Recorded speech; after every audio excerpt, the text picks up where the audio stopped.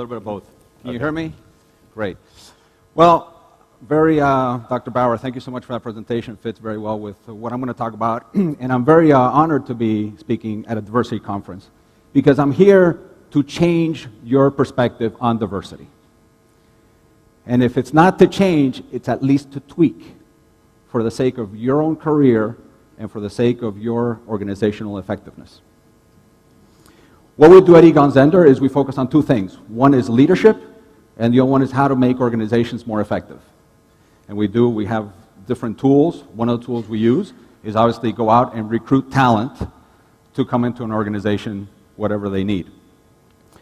And we're very good at this. Our metrics are we have a very strong stick rate by the industry measures.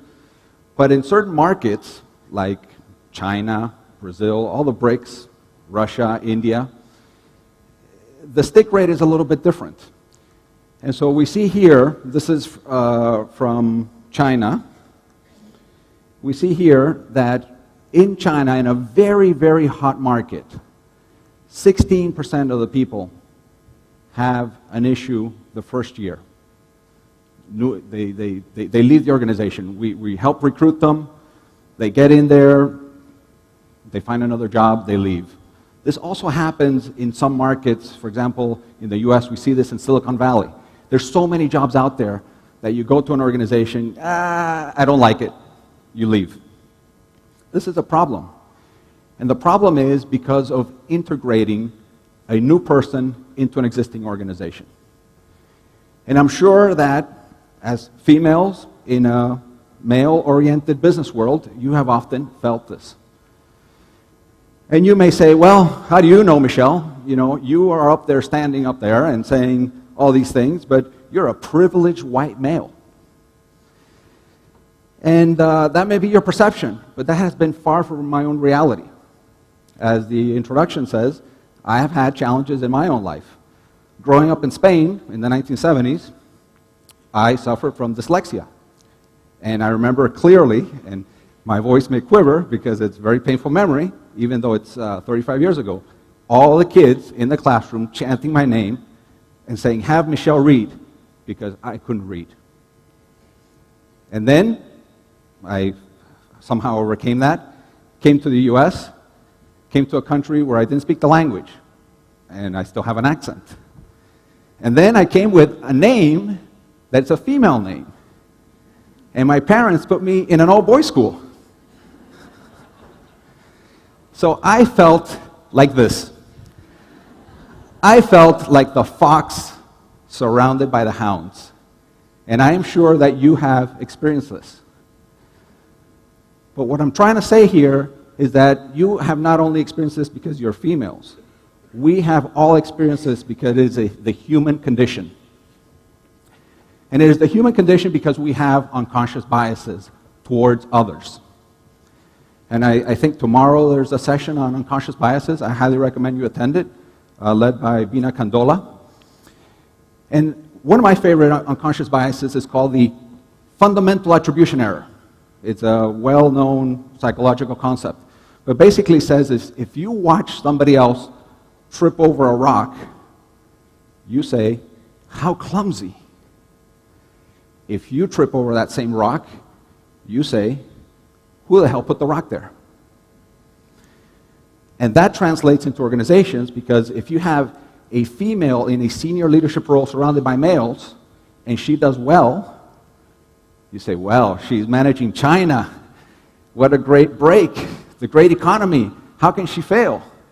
But if she does poorly, what do the males say? What can you expect from her? And I'm sure you've all experienced this. But again, it's prevalent.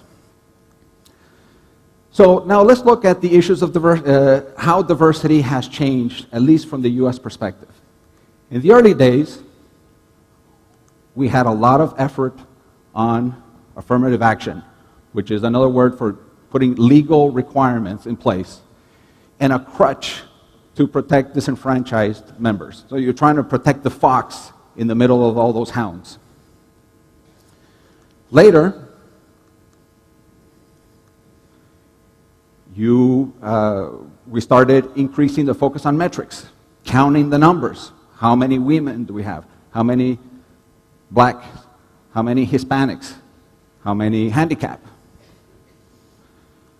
And nowadays, there is a well-known business case accepted that diversity is important. So we went from mixing things to measuring diversity to now thinking it's strategic. And that's great, but does this work? And our contention at Egon Zehnder is that we're focusing on the wrong things at this point. We need to focus not on diversity, we need to focus on other things. So if you notice, at each step, there has been a radical shift of innovation. So this started to make me think about innovation, and I started to think about the Olympics. This is a great slide that came from a professor at IESE, where he looked at the gold medal winners at the high jump. And as you see, at each, there was a change of style. There was some innovation brought in that had a quantum leap in terms of having a much better outcome. And so when we think about where we are now, we got the Foxbury style, there's going to be something else. Somebody else is going to come along, going to invent something, a second order change. So if we go back to diversity, we've had mixing the work, counting the numbers, and now thinking about being strategic. But somehow it's not working. In the US, minorities are still a minority in the C-suite. There is less than 6% females in the C-suite. So we've been going through this for 30 years, and we're not making any improvement. So it's not about mixing the work, it is about getting the mix to work. It is not about counting the numbers, but making the numbers count. So it's not about diversity, but it's about inclusion. And I know, Medtronic has out there a stand that says diversity and inclusion, but what does inclusion mean? It sounds very nice. How can we include the fox with the hounds? How do we know if those hounds actually know how to include the fox? Well, we have a way to measure that. We evaluate talent around the world, and we have a competency, which is called inclusiveness. And basically, at the low levels, it means you're reacting. You're reacting to a different point of view. Later, if you become better, you become more accepting. And at the high levels, you are proactive. You seek out that different point of view. And we have levels. So we have 7 levels, again, going from denying a different point of view, to acknowledging a different point of view, to bringing it in, and finally to leveraging a point of view. How do you create an iPhone? You have to have different points of view coming together to create that innovation. So when you work at a company like Unilever, Pepsi, Dell, IBM, all of our sponsors, you're working across time zones, you're working across different groups. People in those virtual groups have different strategic intents. And you need to somehow bring in those different points of view to create a new innovation. Yesterday we heard the economist Loretta Napolitano. She has an interesting view. She said that Italy should leave the euro, and they called her, do you remember what they called her?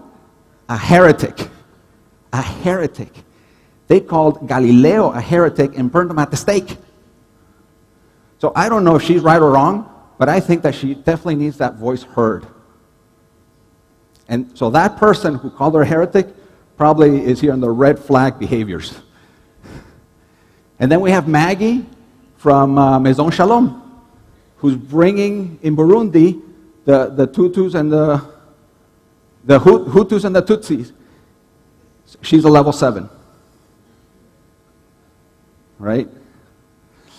So what's more interesting is that we've actually have data around this. We've measured over 5,000 senior executives around the world on this particular scale. And this is the distribution. Less than 11% act at the proactive level. This is across 146 companies worldwide. This is companies that are international, that have that should be able to bring in different points of view. And look how poorly these senior executives rank. Now, I know what you're thinking. We have 12% females in our database, and here we have 11% ranked very high. So, therefore, the females are the ones that rank very high. Well, that's not so. Our database, females and males rank equally, an equal distribution. This is appalling that senior executives in multinational companies act in reactive and active fashion. Our workshop this afternoon is going to go in detail through this competency and the behaviors that you need to improve on so that you can become a level 6, a level 5, 6, or 7. Because that is what's going to help your own career, and that is what's going to help your organization. We also found an interesting correlation. This competency correlates very well with other competencies such as strategic orientation, change leadership, and market insight. Those are the 3 competencies that are future-looking, outwardly looking, and it's because you're able to pick ideas from the rest of the knowledge in the organization. If that's not interesting enough, we found a correlation that the people who rank high, that 11%, that 5, 6, and 7, also rank high in results orientation, market insight, and customer impact, which are the competencies of CEOs.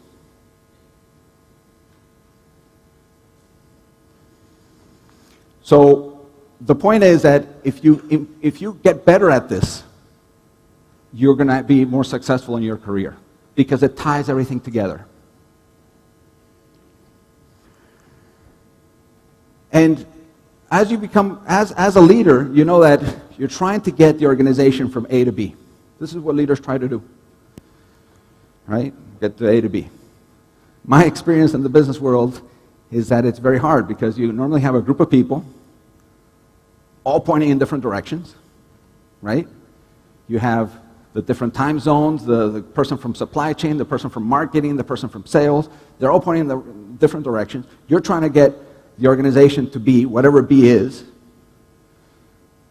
And what we're saying is that you increase your ability to be inclusive, and you're going to be able to lead the organization with all the different points of view to B.